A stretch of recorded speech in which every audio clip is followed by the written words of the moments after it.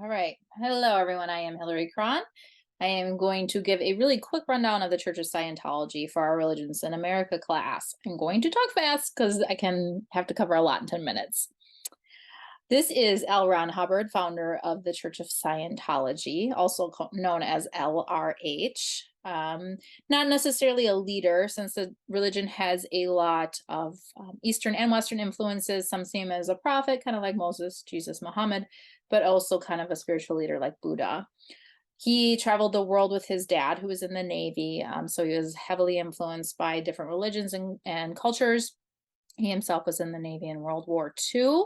Very fascinated with Western fantasy and sci-fi. He is known as a sci-fi writer. Very interested in Native American and also Asian religions, focusing on physical and mental healing of oneself.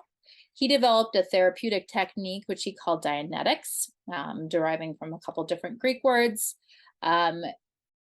basically defined as what the soul is doing to the body, and involves auditing, and I'll go into auditing further.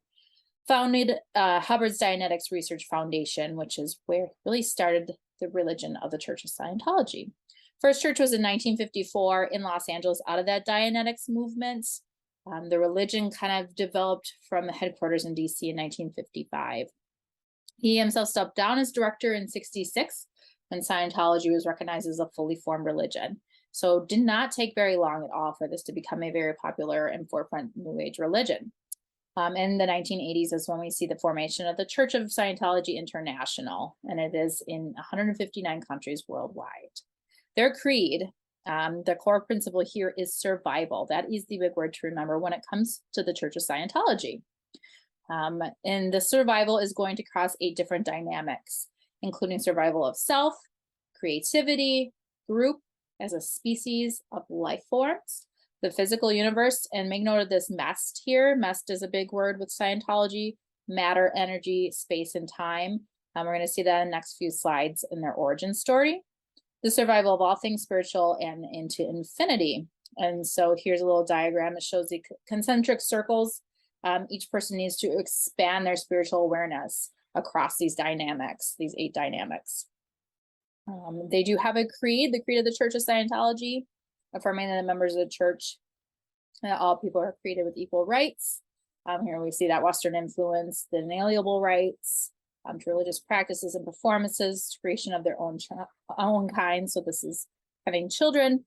No agency less than God can infringe on the rights. They do mention God here, but we will talk about how they view him later. Key point here is that man is basically good and seeking to survive. And that God forbids people from destroying one another, each other's sanity, their soul, and reducing each other's survival. The spirit can be saved, and the spirit alone can heal a body. That is where that basis of the Church of Scientology comes in with the Dianetics. Thetan, this is the origin of humanity here. The true identity of all humans. Intrinsically good, omniscient, immaterial, and unlimited in their creativity. Humans, as a Thetan, are pure spirits and immortal and godlike. In the past, they applied their creative abilities to form the mess, the material, energy, and so on. The universe was created with their individualized expression, not solely by God. So in Christianity, where we see the creation story, here they say that Thetans had a hand in creation. That is not really defined in Scientology. He is on this higher abstract plane, similar to Hindu Brahmin. They don't really reference him much other than in the creed. When Mess was created, there was this spiritual crisis where the Thetans identified with their creation then and started moving away from that original spiritual purity. And eventually they forgot their true identity. So people are walking around and realize that they do not realize that they're Thetans. There's something called assumption. This is similar to reincarnation. Each birth, there is assumption, and you are returned to the universe at your death. The individual in the mess is going to become stronger and stronger with each assumption unless there is salvation offered. So the Church of Scientology says that human experiences are stored in the unconscious mind, and then each life we accumulate these engrams, which are traces of memory. And the more you accumulate, the further away you become from being Thetan. So salvation. is the fundamental goal of Scientology. And these things can be overcome with the arc triangle, those 8 dynamics, and the bridge to total freedom. Here we see the arc triangle, which is affinity, reality, and communication. And these all work together to acquire the basic knowledge of the operation of the universe. Communication, I want to note, is a really key point here. They do keep lots of dictionaries at the Scientology centers because they want to make sure that you are understanding words that you are using and you're communicating clearly, because that is a strong point of the understanding of the universe. So once you've acquired this knowledge, you have reached salvation. The bridge to total freedom can involve training and processing. Processing is spiritual development through auditing. There's step-by-step awareness gaining here. This is something that is a lifetime journey. Hierarchical, you can see this is the Scientology classification graduation awareness chart shown in the photo. Primary objective is to free yourself from the mass, remove those engrams. Once you've done that, you've reached a clear status. Second objective is to regain all your creative powers as a Thetan. And once you've cleared, you become an operating Thetan or an OT. And you can take your creative powers to help others. Their ethical standards differ from most religions. They're not going to follow the 10 Commandments. That's not part of this religion. The aim is to clear all of creation and all of the planet and return everyone to the state of Thetan. Worship, they have Friday services celebrating the completion of a week of work. They do weddings, funerals. They have what's called a child naming. Once a child is born, they bring them to the church, and that's where they announce what the child's name is. They have special holidays such as the founder's birthday, publication of Dianetics, Auditor's Day, and establishment of the International Association of Scientologists. The worship service is going to look very similar to other religions. They're going to welcome you. They're going to recite that creed. And I'm going to include a link at the last slide to the creed on their website. It shows a bunch of people reciting it. They have a big plaque that explains it. It's very interesting. They're going to have a sermon. This is going to differ from like a Christian sermon where the pastor is going to take something from a Bible and he's going to interpret it to apply it to your daily life. This is going to be a reading of Hubbard's writings or a video of Hubbard saying something. It is going to be true to the word. Scripture is truth, no variation allowed. There will be music, which is hymns written by Scientologists. Group processing, which we're going to talk about next. That's the big part of it. Announcements, no offering. We'll talk about that as well. And then the reading of prayer for total freedom. Group processing involves auditing. Auditing is a big part of what you would go through in the Church of Scientology. So there's going to be a trained auditor and the parishioner.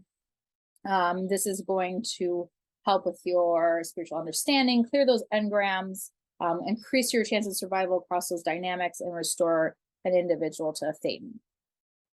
Each session is going to focus on a particular problem, so you're going to have multiple sessions until you reach these hierarchical levels. Similar to pastoral counseling and confession, but there's not going to be that offering of forgiveness, or there's not going to be like telling you what to do at the session. It's more of, they're referred to as master teacher in the Asian religions, where they're helping you with self-discovery. And you see John Travolta here, he's using an e-meter. I'm going to share a video that was a Super Bowl commercial. You also see someone using a more high-tech e-meter. They're going to hold on to those during the session. And they're going to try to talk over an issue, one of these engrams that they have in their life.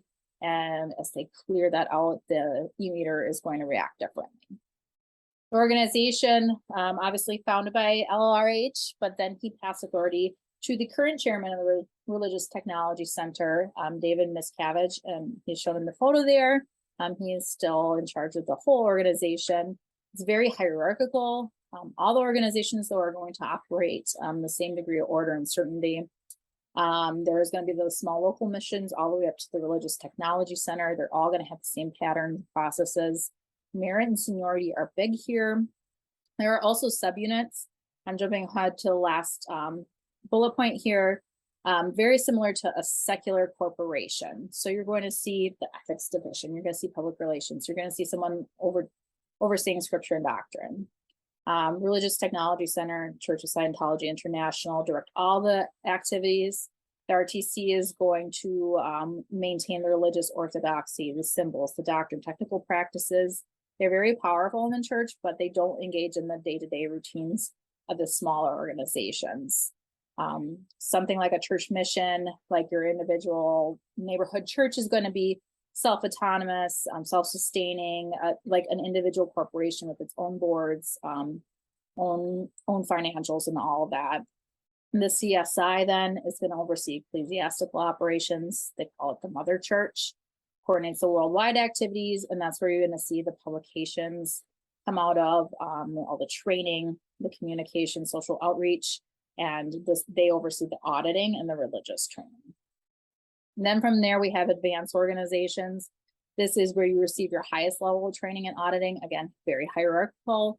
There is the land-based flag service in Clearwater, Florida, where you can reach operating Thetan 6 and 7. And then there is a ship, flagship service organization, sounds pretty cool, 440-foot ship, where you can reach the highest level of operating Thetan, which is level 8. The lower level AOs are going to walk you through OT 1 through 5. Class 5 churches is where you reach the class 5 auditor status. This is where you're going to go clear. They do educate and ordain ministers. This is where majority worship, the regular services are held. There are celebrity centers designed to minister to famous Scientologists, like the one shown here, although some say he does not practice anymore. Then from there, you're going to see your more local churches, the Scientology missions. That's where someone will first encounter Scientology, be introduced to literature, introduced to auditing, and then you have field auditors at the most basic level.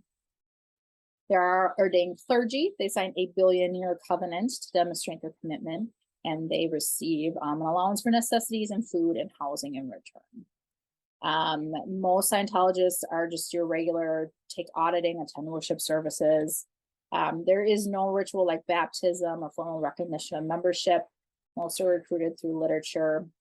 They, instead of collecting offerings, there are fees for the services and auditing and training. Some estimate worldwide membership around 8 to 10 million based on who has taken auditing. But a conservative estimate is 1 million based on who's actually practicing. This is the Super Bowl commercial. I'm not going to show you the whole thing. Very interesting. So survival, big part of here. Surviving across those 8 dynamics, self, world, so on and so forth. Returning to that state of Thetan. That understanding through the arc triangle, that bridge to total freedom is that hierarchical throughout your life as a Scientologist, auditing a big part. And here I've included my sources. The book where I got most of the information we give is Dianetics.org. It'll explain L. Ron Hubbard's beliefs. The Scientology.org is very helpful. Here's their creed. This is a link to that Super Bowl commercial video. Thank you for tuning in.